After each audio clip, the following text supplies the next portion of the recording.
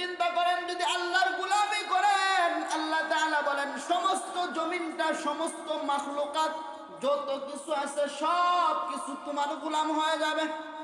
কার গোলাম? আল্লাহর। সব কিছু তোমার গোলাম।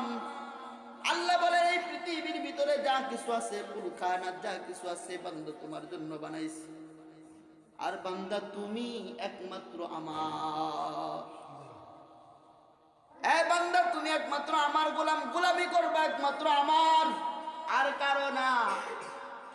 যদি গোলামি একমাত্র আমার করো, আমরা তো বলতেই আছি ইয়াকা নাবুদু ওয়া ইয়াকা নাবুদু, বারবার বারবার বারবার নামাজের ভিতরে দাঁড়াইয়া আল্লাহর কাছে বলতেছি, আল্লাহ আপনারই গোলামি করি, আপনারই গোলামি করি, আপনারই গোলামি করি।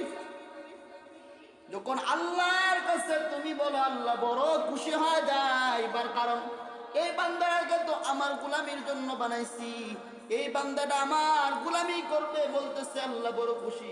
যখন তুমি মসজিদ থেকে বাহির হইয়া অন্যের গোলামি শুরু করো, তখন কিন্তু আল্লাহ বলে রে, মসজিদে দাঁড়াইয়া তো তুই বলছিল আমার গোলামি করবি, আমার গোলামি করবি, কিন্তু মসজিদ থেকে বাহির হইয়ে অন্যের গোলামি শুরু করে দিলাম।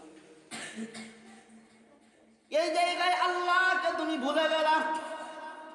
তাবলীগের ভিতরে যখন গেলা আল্লাহকে তুমি স্মরণ করলা, বাড়িতে যখন আসলা তখন তুমি আবার আল্লাহকে ভুলে গেলা। মসজিদের ভিতরে আসছো, তুমি আল্লাহকে খুব ভয় করো, যখন মসজিদের বাহিরে গেলা আবার তুমি ওই আল্লাহকে তুমি মানো না। আল্লাহকে তুমি আল্লাহর কাছে আসো, তুমি আল্লাহকে মানতেছো, কিন্তু আল্লাহর কাছ থেকে যখন তুমি দূরে চলে যাইবা, দুনিয়াবি কাজের ভিতরে ডুবতে হয়ে যাইবা, তখন আবার আল্লাহকে তুমি বলে যাও। এই যে ব্যাপারটা আমাদের ভিতরে যে ব্যাপারটা চলতেছে, এটা বড় একটা সমস্যার ব্যাপার। তার জন্যই মসজিদে যেমন ভাবে আল্লাহকে মানো, বাহিরেও এমন ভাবে আল্লাহকে মানো।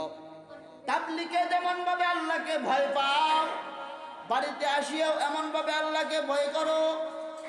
যদি আল্লাহকে সব জায়গায় আল্লাহকে ভয় করো, তাহলে তোমার অবস্থাটা হবে এমন যে আল্লাহর হুকুম ছাড়া অন্য কারো হুকুম তুমি কোনো সময় মানবা না।